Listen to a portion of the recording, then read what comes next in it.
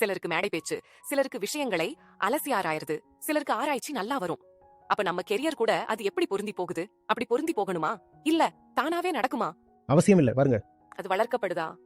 பாருங்க, இது உங்ககிட்ட இருக்கிற அந்த இயற்கையான திறன் பற்றி மட்டும் இல்ல, தனிம திறன், அதை பற்றி தான் நீங்க பேசுறீங்க.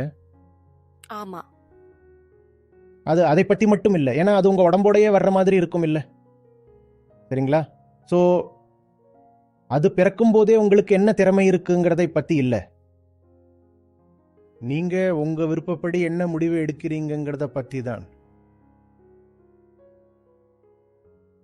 உங்களுக்கு பந்தை தூக்கி போட்டு விளையாடுறது ரொம்ப நல்லா வரலாம், இல்லைன்னா ஸ்பிரிண்ட் ஓடுறதுல திறமைசாலியா இருக்கலாம்.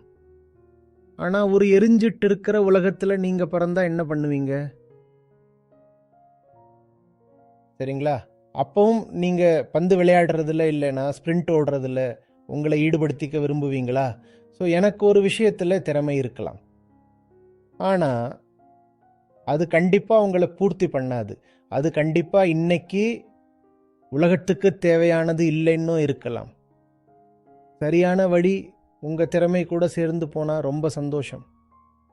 இல்லைன்னா திறமையை விட சரியானதைத்தான் தேர்ந்தெடுத்து ஆகணும்.